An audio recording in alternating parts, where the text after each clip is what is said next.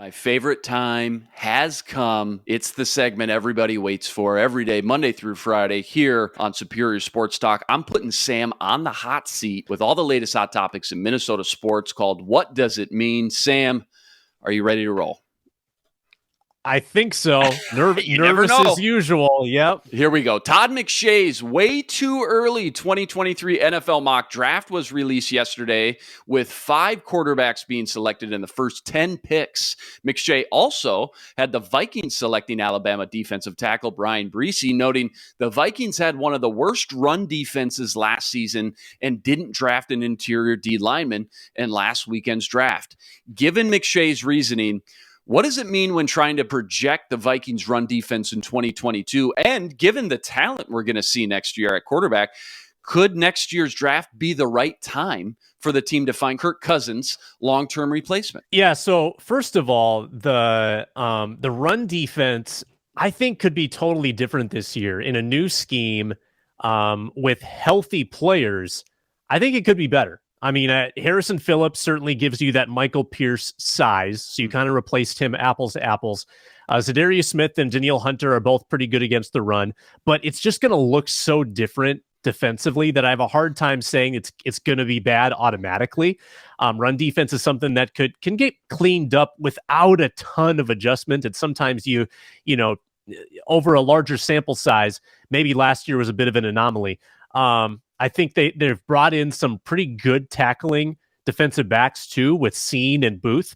Check that. Booth not very good at tackling. Seen very good at tackling. Correction on that.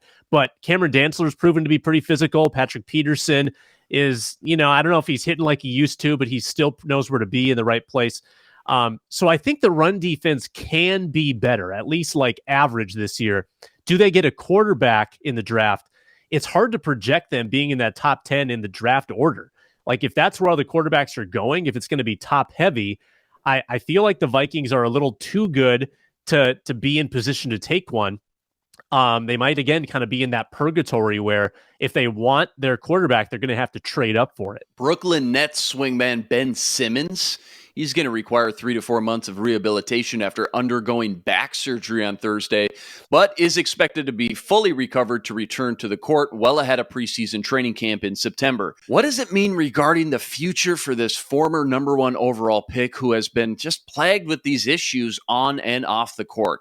Yeah, this does probably give a little vindication to Simmons because there were some pundits that pointed to his back injury as almost an imaginary condition, as if he was going out of his way to avoid playing the games. I think he's still got, probably some issues upstairs. And, too, I want to respect the mental health side of it too. If that's the legitimate concern, yeah, he's got to take care of that. And, when you're down mentally and you're down physically, which he sounds like he is with this back issue, that can take a toll on a person. So I guess I'm taking a little more sympathetic approach with Simmons, but I think ultimately he needs to be on a team that is able to, support him, have patience with him. And he needs the right GM, he needs the right coach and the right teammates, because not every situation is going to cater to what he's going through, whatever it is that he's going through. I don't know the nuances, but I do know that he's a polarizing player.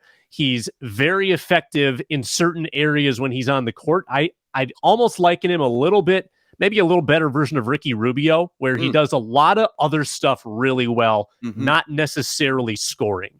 That's the kind of the simplest terms I can put it in.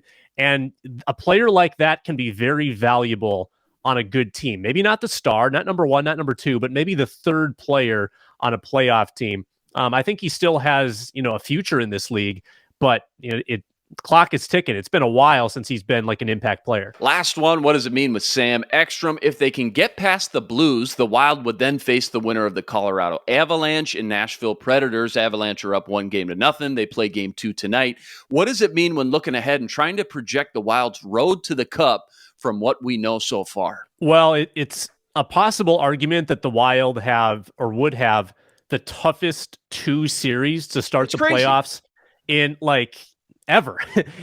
To have home ice but still have to face a team as good as the Blues is one thing, and then going to face the Avalanche. I'm sure it's going to be the Avalanche in series 2. one of the best teams in the National Hockey League. From what I heard yesterday, they're like 90% favorites against the Predators based on like some minus 400 right now in Vegas. Yeah, you're right. Yeah, they are heavily favored to win that series. But you know what? The Wild kind of played pretty well against the Avalanche this year, better than they did against the Blues. Those might be the toughest tests they would have all postseason, because if they beat the Avalanche, then their matchup in the Western Finals would not be nearly as challenging. And who knows who comes out of the East?